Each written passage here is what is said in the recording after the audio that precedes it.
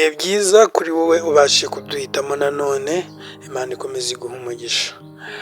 Uko ubuzima bwaba bubi kose nuko bwaba bugoranye kose, ibi ntibikuraho ko hari abantu baba indwanyi nziza muri ubu buzima, bakabasha kurwanirira ibyo bashaka bakabigeraho.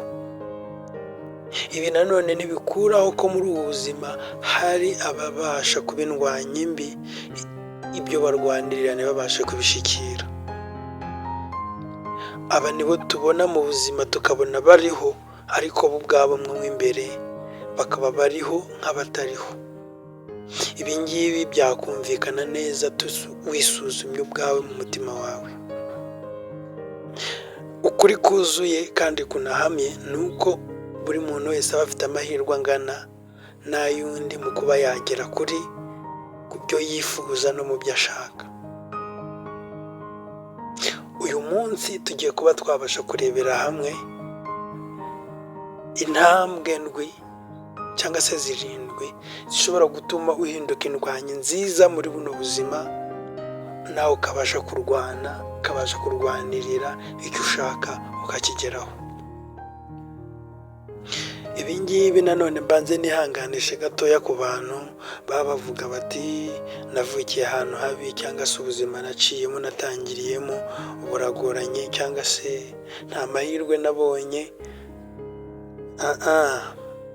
Muvandi,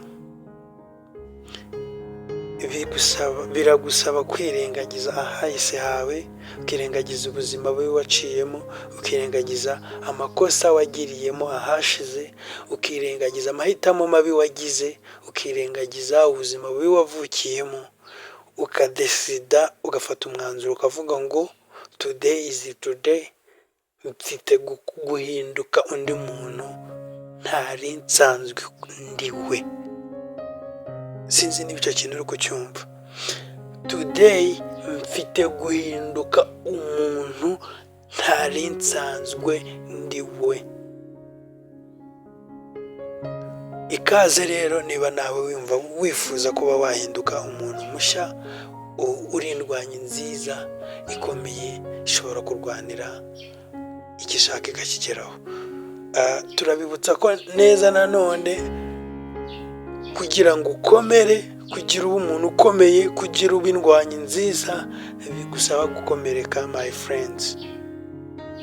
Nta kintu na kimwe gishobora kugukomeza, gishobora gutuma uba umuntu ukomeye, gishobora gutuma mu gisekuru cyawe uhinduka umuntu ukomeye, gishobora gutuma mu gisekuru cyawe ari wowe bafatiraho urugero, amateka akaguhindukiraho utabanje gukomereka.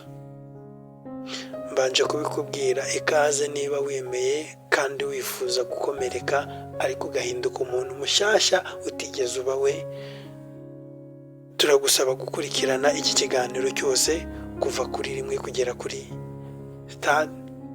Kandi nanone niba ari ubwa mbere ubashe kudukurikirana kuri kino kiganiro, niba ari ubwa mbere ubashe gushika kuri no channel yitwa CPZ Trend, turagusaba gukora subscribe nyabona uduteze imbere.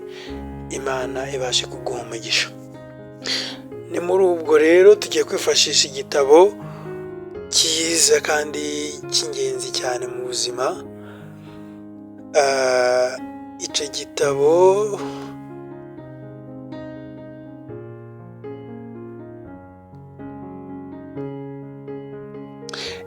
tugiye kwifashisha bacyita The Magic of the Thinking Big.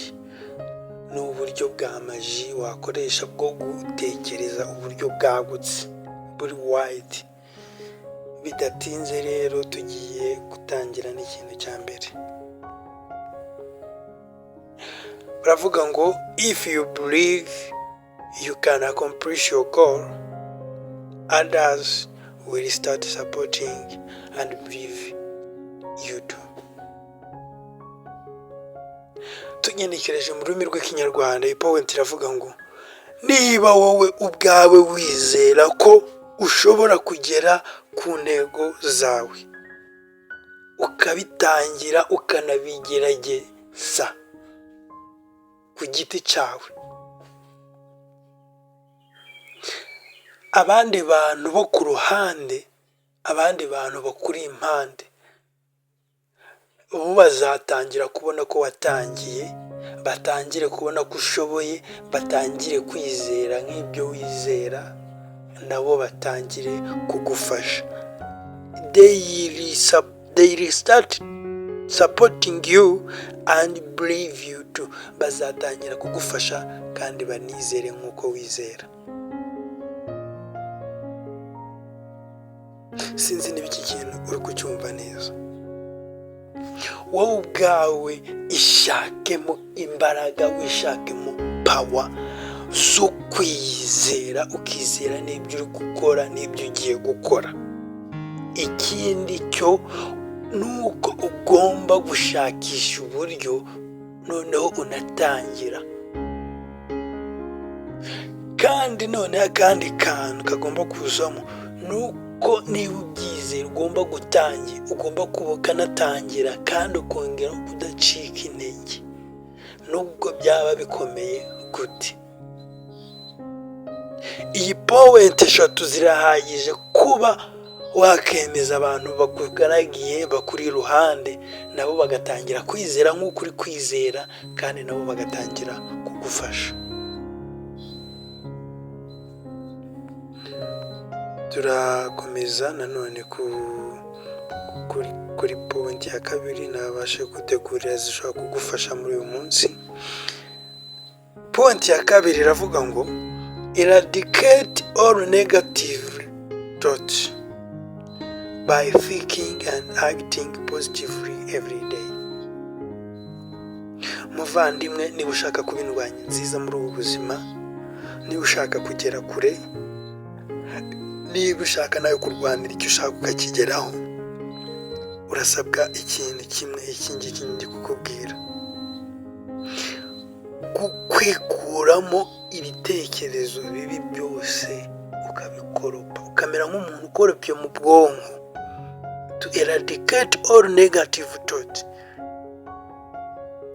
ukamera nk'umuntu ukoropye mu bwonko, ibitekerezo bibi byose bikurimo ukabikoropa. Ibi ngibi ukabikora mu buhe buryo? Uribaza, ni gute nakoropa mu bwonko noneho nkashiramo ibitekerezo byiza, nkashiramo ibitekerezo bizima? Icyo ngicyo nicyo natwe tugiye kugufasha. By thinking and acting positively every day, nukubikora utekereza neza ibitekerezo byiza kandi ukanabishira mu bikorwa buri munsi. My friend, kwibutse ko nanone ibi bitekerezo byiza no kuba wabishyira mu bikorwa ukabigerageza nta handi bikura usibye kwiremamo ikintu cyo kuvuga ngo buri munsi hari ikintu nkoze kiri butume ubwonko bwanjye bukura, kiri butume ubwonko bwanjye bugira icyo bwunguka buri munsi, kandi ukabasha gutekereza neza bishoboka. Banakomeza ko bavuga ko muri iki gihe cyangwa se muri sosiyete y'ubu ngubu abantu benshi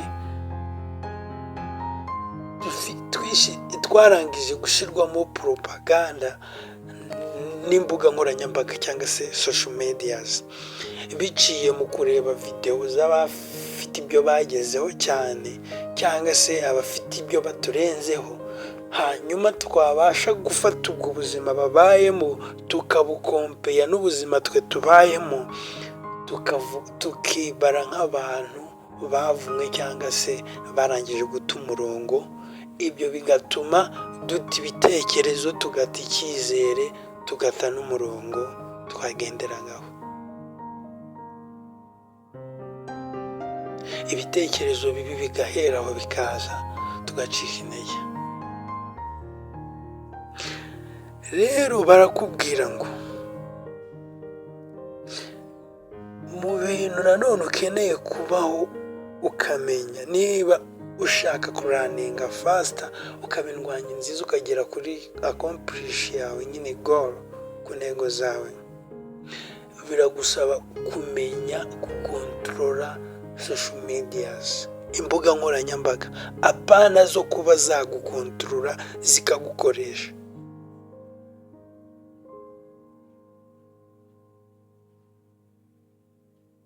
Ibi ngibi nuramuka ubigezeho bizagira n'isano yawe ya hafi n'intekerezo nziza za buri munsi,